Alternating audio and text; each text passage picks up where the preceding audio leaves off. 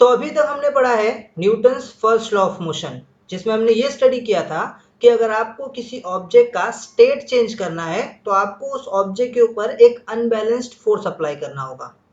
फिर हमने पढ़ा था Newton's second law of motion, जहां पे हमने ये स्टडी किया कि अगर आपको अपने ऑब्जेक्ट का मोमेंटम जल्दी से चेंज करना है तो आपको उतना ही ज्यादा उस पर फोर्स अप्लाई करना होगा, जहां पे हमने force is equals to mass into acceleration ये फॉर्मूला भी डिराइव किया था, राइट। और अभी हम लोग पढ़ने जा रहे हैं Newton's third law of motion, जो कि बहुत ज्यादा इजी है। तो ध्यान से इस वीडियो को देखना, आपको Newton's third law of motion बहुत इजीली समझ में आ जाएगा। So without wasting any time, let's jump right into the topic. आइए समझते हैं Newton's third law of motion.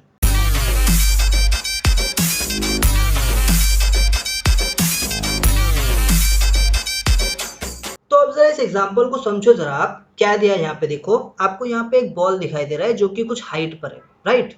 ये बॉल जो है ये ग्राउंड से कुछ हाइट पर है।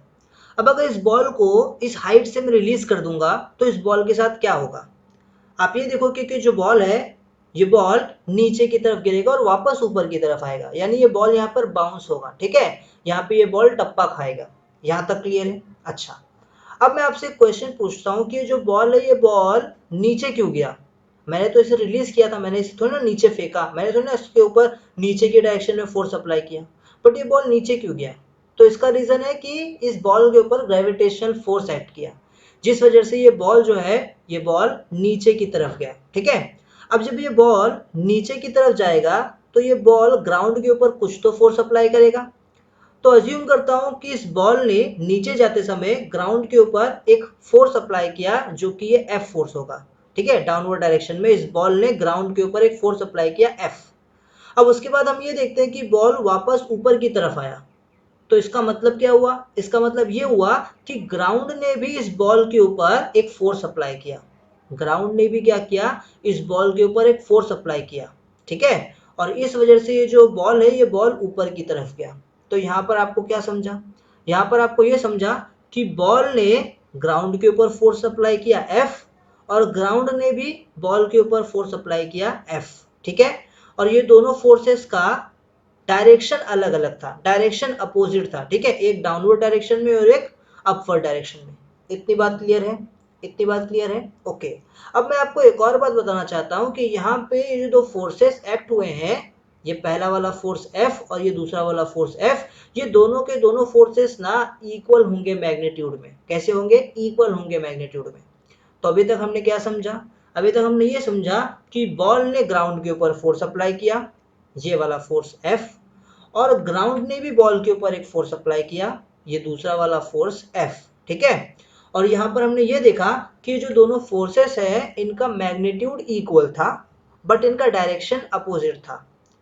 और एक बात कि ये जो दो फोर्सेस एक्ट हुए हैं ना, ये दोनों के दोनों फोर्सेस अलग अलग बॉडीज पे एक्ट हुए हैं। यानी कि ये जो आपको सबसे पहला वाला फोर्स दिख रहा है ये फोर्स ग्राउंड के ऊपर एक्ट हुआ है, और जो ये आपको दूसरा वाला फोर्स दिख रहा है ये दूसरा वाला फोर्स बॉल के ऊपर एक्ट हुआ है। पहला वाला फोर्स ग्राउंड पे एक्ट हुआ, किसने किया एक्ट? बॉल ने किया। दूसरा वाला फोर्स जो है वो बॉल पे एक्ट हुआ, किसने एक्ट किया? ग्राउंड ने एक्ट किया। तो यहाँ पर हमें ये समझ में आया कि जो दोनों फोर्सेस हैं वो अलग अलग बॉडीज पर एक्ट हुए हैं। इतना क्लियर है? कोई डाउट नहीं है यहाँ तक? ओके। बट फिर भी मुझे एक डाउट है कि क्या ये फोर्सेस सच में इक्वल है। और जरा इसे समझते हैं। तो यहाँ पर अभी आप देख रहे होंगे कि आपका जो बॉल है वो अब पहले जितनी हाइट पर था उतनी हाइट पर नहीं है, आपका बॉल नीचे आ गया है। तो आपका बॉल जब नीचे आएगा और इतने हाइट से मैं इसे नीचे की तरफ छोड़ूंगा तो ग्राउंड के ऊपर जो ये बॉल फोर्स अप्लाई करने वाला है ना, वो फोर्स पहले जितना नहीं होगा। यानी कि यहाँ पे अब जो फोर्स अप्लाई करेगा बॉल वो फोर्स पहले से कम होगा, ठीक है। अब अगर बॉल कम फोर्स अप्लाई कर रहा है तो ग्राउंड भी क्या करेगा? उतना ही फोर्स अप्लाई करेगा, है ना। अगर ये बॉल ज्यादा हाइट पे गया तो इसका मतलब ये है कि जो ग्राउंड है वो ज्यादा फोर्स अप्लाई कर रहा है। और अगर ये बॉल अभी भी उतने ही हाइट पे रहा, इसका मतलब है कि जितना फोर्स बॉल अप्लाई करता है उतना ही फोर्स ग्राउंड भी अप्लाई करता है। और जरा समझते हैं इस चीज को और देखते हैं यहाँ पे क्या होगा। तो यहाँ पे मैं ये देख रहा हूँ कि बॉल ओहो उसी हाइट पर है। इसका मतलब क्या हुआ? इसका मतलब बॉल ने जितना फोर्स अप्लाई किया ग्राउंड के ऊपर, ग्राउंड भी उतना ही फोर्स अप्लाई करता है बॉल के ऊपर। तो इसका मतलब ये है कि both forces are equal in magnitude. Okay, दोनों फोर्सेस जो होंगे ना, ये पहला वाला फोर्स और ये दूसरा फोर्स, दोनों के दोनों इक्वल इन मैग्नीट्यूड होंगे। क्लियर है? चलो एक और एग्जांपल के साथ इसे समझते हैं हम लोग। तो यहाँ पर आपको क्या दिखाई दे रहा है? यहाँ पर आपको पूरा पानी दिखाई दे रहा है, ये बोट है, और यहाँ पे ये जो लड़का है ये इस बोट से बाहर आना चाहता है। ठीक है, तो देखते हैं जब ये लड़का इस बोट से बाहर आएगा तो क्या होता है। तो हमने ये देखा कि जब ये लड़का बोट से बाहर आता है तो बोट थोड़ा सा पीछे जाता है और ये लड़का जो है ये जंप करके बाहर आ पाया, है ना? है ना? चलो वापस से एक बार देख लो। जब ये लड़का बाहर आने लगता है तो बोट जो है वो पीछे की तरफ जाती है ना? और तभी ये लड़का आगे आ पाता है, वरना ये लड़का आगे नहीं आ पाता। तो यहाँ पर एग्जैक्ट हुआ क्या? यहाँ पर जब ये लड़का बाहर निकल रहा था तो इस लड़के ने अपने पैर से बोट के ऊपर क्या लगाया? एक फोर्स अप्लाई किया। इस लड़के ने क्या किया? इस बोट के ऊपर एक फोर्स अप्लाई किया, एफ फोर्स। क्लियर रहेगा? तब क्या हुआ? इस वजह से ये बोट पीछे की तरफ गया और ये बोट ने भी क्या किया? इस लड़के के ऊपर साइमल्टेनियसली एक और फोर्स अप्लाई किया जो कि कुछ इस डायरेक्शन में था। ठीक है, मतलब यहाँ पे क्या हुआ? यहाँ पर इस लड़के ने पहले बोट के ऊपर फोर्स अप्लाई किया, फिर इस बोट ने भी क्या किया? इस लड़के के ऊपर फोर्स अप्लाई किया। लड़के ने जो फोर्स अप्लाई किया था उस वजह से ये बोट पीछे की तरफ गया, और बोट ने जो फोर्स अप्लाई किया लड़के के ऊपर उस वजह से ये लड़का आगे की तरफ बाहर निकल पाया। आपको ये बात समझ में आया? तो यहाँ पे मैं ये बोल सकता हूँ कि boy apply force on boat. लड़के ने क्या किया? बोट के ऊपर फोर्स अप्लाई किया, और बोट ने भी क्या किया? लड़के के ऊपर फोर्स अप्लाई किया। अब यहाँ पे आपको जो ये दो फोर्स दिख रहा है, ये दो फोर्स का मैग्नीट्यूड इक्वल था बट डायरेक्शन अपोजिट था। डायरेक्शन आप देख सकते हो दोनों का अपोजिट है, और ये जो दो फोर्सेस है ये अलग अलग बॉडीज पे एक्ट हुए हैं। याद रखना, सबसे पहला ये व्हाइट वाला फोर्स जो आपको दिख रहा है वो बोट पे एक्ट हुआ है, और जो ब्लैक वाला फोर्स आपको दिया है वो लड़के के ऊपर एक्ट हुआ है। तो दोनों फोर्सेस अलग अलग बॉडीज पे एक्ट हुए हैं। इतनी बातें क्लियर है? पक्का? कोई डाउट नहीं है? ओके, अब मैं एक और एग्जांपल देता हूँ आपको। शायद इस दो एग्जांपल से नहीं समझा होगा, तो एक और एग्जांपल आपको देता हूँ। एक वीडियो दिखाता हूँ मैं, जरा इस वीडियो को देखो जरा।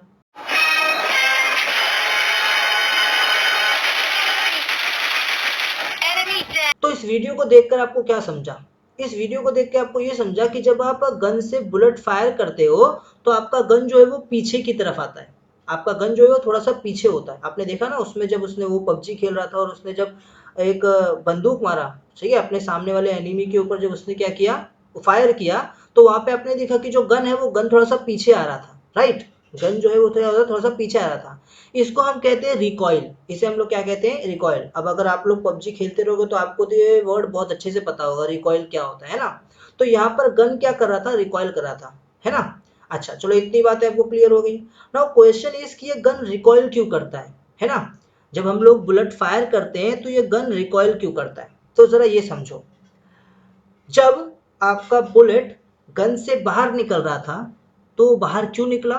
बिकॉज गन ने बुलेट के ऊपर फोर्स अप्लाई किया। तो यहाँ पे गन ने क्या किया? बुलेट पे एक फोर्स अप्लाई किया। अज्यूम करते हो फोर्स एफ है, ठीक है? तो जब बुलेट बाहर निकला ना तो बुलेट ने भी क्या किया? गन के ऊपर एक फोर्स अप्लाई किया जो कि अपोजिट डायरेक्शन में था, पीछे की तरफ। तो गन ने जो फोर्स अप्लाई किया था बुलेट के ऊपर, उस वजह से बुलेट आगे की तरफ जा रहा है, बट बुलेट ने जो गन के ऊपर फोर्स अप्लाई किया उस वजह से ये जो गन है वो रिकॉइल करता है। बोलो, अब समझ में आ गया? अब समझ में आ गया कि जब हम लोग बुलेट फायर करते हैं तो गन पीछे क्यों आता है? बिकॉज बुलेट भी गन के ऊपर एक फोर्स अप्लाई करता है, और ये दोनों फोर्सेस क्या होते हैं? Yes, correct, equal in magnitude. Clear है क्या? अच्छा, अब आप सोचते रहोगे शायद अगर ये इक्वल इन मैग्नीट्यूड है तो बुलेट जो है वो बहुत स्पीड से आगे की तरफ जाता है, उतना ही स्पीड से गन को भी पीछे आना चाहिए था। तो ऐसा नहीं होता। ऐसा इसलिए नहीं होता बिकॉज मास का भी डिफरेंस होता है ना। बुलेट तो बहुत छोटा सा है, उसका मास बहुत कम है, और गन का मास बहुत ज्यादा होता है ना? इस वजह से क्या होता है, ये उतना स्पीड से तो पीछे नहीं आता, बट यस पीछे आता है। फोर्स इक्वल होता है बट उनका एक्सेलरेशन डिफरेंट होता है। ठीक है, क्लियर रहेगा? चलो इस पे हम फिर कभी बात करेंगे, बट फिलहाल यही रीजन है इसका। ओके, ना यहाँ पे हमें क्या क्या समझ में आया? हमें यहाँ पे ये समझ में आया कि जो गन है वो बुलेट पे फोर्स अप्लाई करता है, ये वाला फोर्स, और जो बुलेट है वो भी गन के ऊपर फोर्स अप्लाई करता है, ये वाला फोर्स। ठीक है, और यहाँ पर जो दोनों फोर्सेस है वो इक्वल होते हैं मैग्नीट्यूड में बट अपोजिट होते डायरेक्शन में, है ना? एक इस तरफ एक इस तरफ, और इक्वल है मैग्नीट्यूड में। और ये जो फोर्सेस हैं ये अलग अलग बॉडीज पे एक्ट कर रहा है। पहला फोर्स जो है वो बुलेट पे एक्ट किया है, दूसरा फोर्स गन पे एक्ट किया है। क्लियर है इतना? पक्का, कोई डाउट नहीं है। तो ये जो मैंने सारे एग्जाम्पल्स आपको बताए हैं, इन सारे एग्जाम्पल से आपको क्या समझ में आया, आपने क्या कंक्लूड किया यहाँ पर?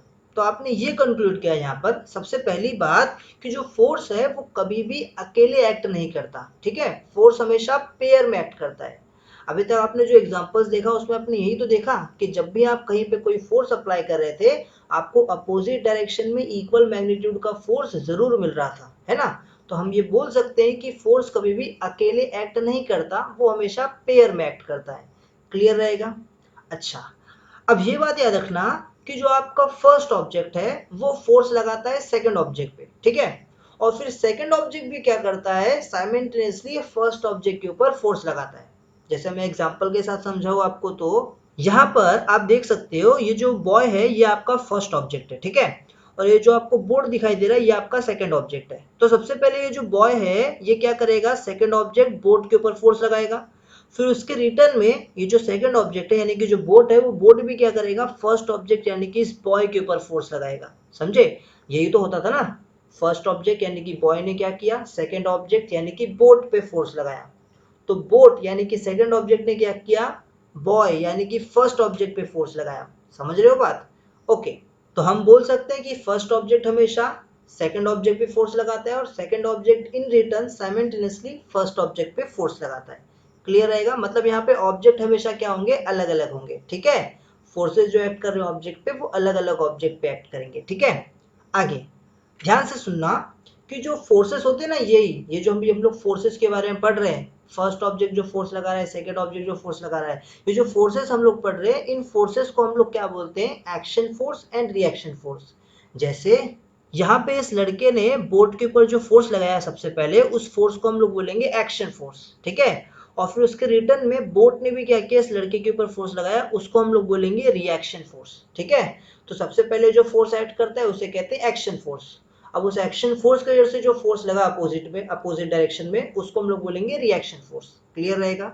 ओके, अब इस एक्शन फोर्स और रिएक्शन फोर्स से रिलेटेड एक बात समझो जरा आप। सबसे पहली बात कि जो एक्शन फोर्स और रिएक्शन फोर्स होते हैं वो अलग अलग ऑब्जेक्ट पे लगते हैं, आपको पता है ना? तो इसीलिए ना ये लोग एक दूसरे को कैंसल आउट नहीं कर पाते। जैसा आपने बैलेंस फोर्स के केस में देखा था, आपने यहाँ पर क्या देखा था कि ये जो सबसे पहला पर्सन है और ये जो दूसरा पर्सन है, ये दोनों के दोनों फोर्स अप्लाई करते हैं इक्वल मैग्नीट्यूड का, अपोजिट डायरेक्शन का, बट ये लोग ना सेम ऑब्जेक्ट इस रोप के ऊपर क्या करते हैं, फोर्स अप्लाई करते हैं। यहाँ पर यही गड़बड़ हो गया था। ये लोग ने क्या किया था, इस रोप के ऊपर फोर्स अप्लाई किया, इसने भी क्या किया, ये रोप के ऊपर फोर्स अप्लाई किया, ये भाई ने भी क्या किया, रोप के ऊपर फोर्स अप्लाई किया। तो दोनों का ऑब्जेक्ट सेम है। यहाँ पर जो तो फोर्सेस एक्ट कर रहे हैं जो कि इक्वल मैग्नीट्यूड के हैं, अपोजिट डायरेक्शन के, सेम टू सेम उसी की तरह, एक्शन रिएक्शन फोर्स की तरह, बट यहाँ पर क्या हो रहा है कि ये लोग सेम ऑब्जेक्ट पे एक्ट कर रहे हैं और action reaction force same object पे एक्ट नहीं करते। इसीलिए यहाँ पर ये दोनों फोर्सेस एक दूसरे को कैंसल आउट कर दे रहे थे और एक्शन और रिएक्शन फोर्स एक दूसरे को कैंसल आउट नहीं करते। आई होप आपको समझ गया होगा। तो अब सबसे इंपॉर्टेंट बात और सबसे ज्यादा बार रिपीट होने वाली बात, एक्शन फोर्स और रिएक्शन फोर्स ये दोनों का मैग्नीट्यूड सेम होता है बट इनका डायरेक्शन अपोजिट होता है। याद रहेगा? पक्का?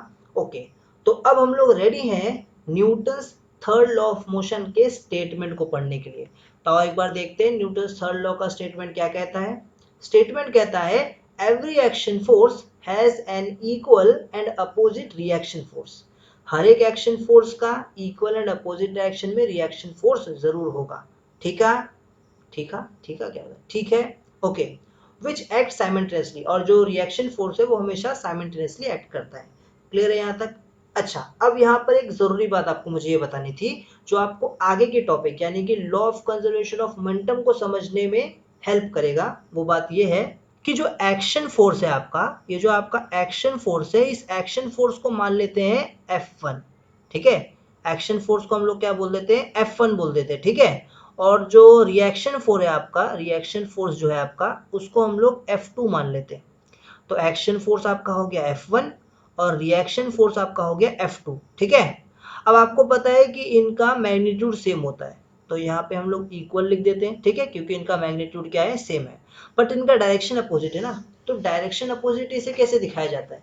तो याद रखना फिजिक्स में अगर आपको ये दिखाना है कि दो क्वांटिटीज है और दोनों का मैग्नीट्यूड इक्वल है, तो इज इक्वल्स टू का साइन लगा दो। और अगर आपको ये बताना है कि उनका डायरेक्शन अपोजिट है तो आपको क्या करना है, आपको एक को पॉजिटिव रखना है और दूसरे को नेगेटिव कर देना है। ठीक है, तो यहाँ पर मैं किसे पॉजिटिव करूँ किसे नेगेटिव करूँ ये मेरी चॉइस है। तो मैं यहाँ पर F1 को पॉजिटिव रख रहा हूँ और F2 को नेगेटिव कर रहा हूँ। तो जब मैं F2 को नेगेटिव करता हूँ तो इसका ये मतलब हो गया कि ये दोनों का मैग्नीट्यूड सेम है, क्योंकि यहाँ पे इज इक्वल्स टू लिखा हूँ, और इनका साइन अपोजिट है, इसका मतलब दोनों का डायरेक्शन अपोजिट है। तो यहाँ पर मुझे ये समझ में आ गया कि F1 is equals to negative of F2।